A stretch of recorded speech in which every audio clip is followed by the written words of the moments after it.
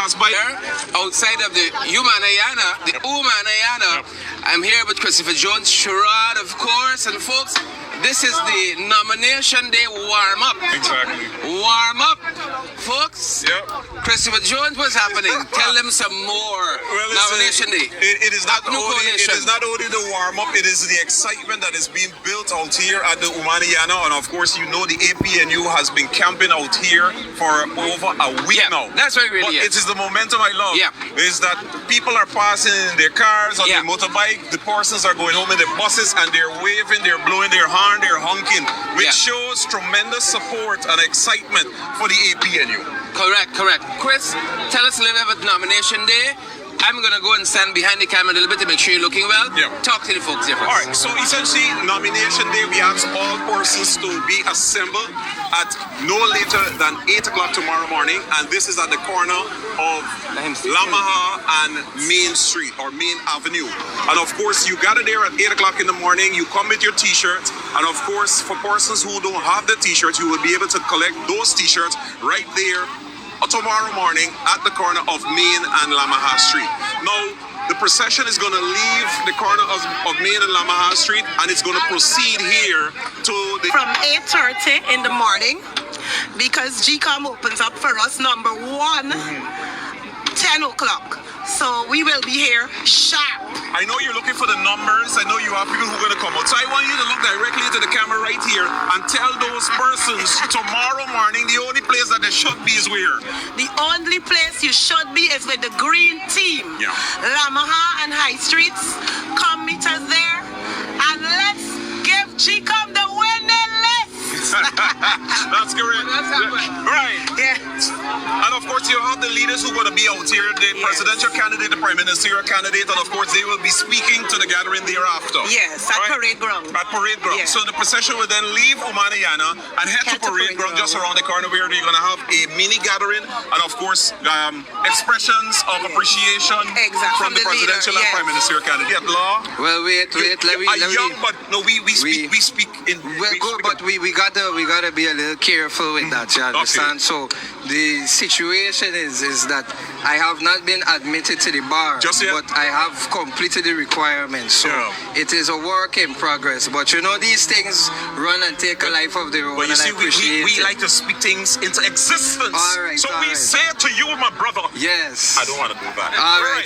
So you made your debut at the launch of the APNU elections campaign as a candidate of the APNU. What may not convince you, but why take such a bold step with the APNU?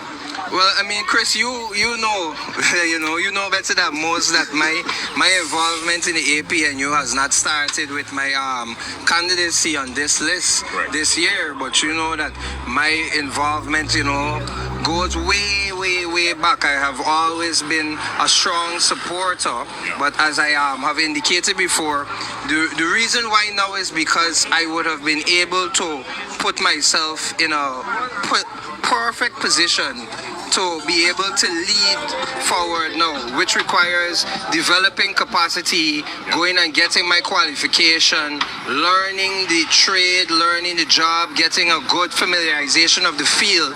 And now is the time. There is no better time than now, because now we see a lot of youths out there who are not just afraid, but they're worried about if they jump out and if they say that, look, I support this particular party, or I'm in support of this, To me, it doesn't matter. Well, it matters to me who you support, but I have more respect for the youths who are out there and openly support the party.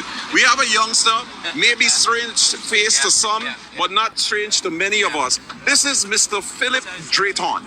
Now, another candidate of the APNU, and of course, Philip Drayton has a particular role and function in this whole campaign. I'll get to that in a short bit, but Philip, tell us about your role, Tell me about the elections hype and what you've witnessed across this country, because you've been out and about on the ground.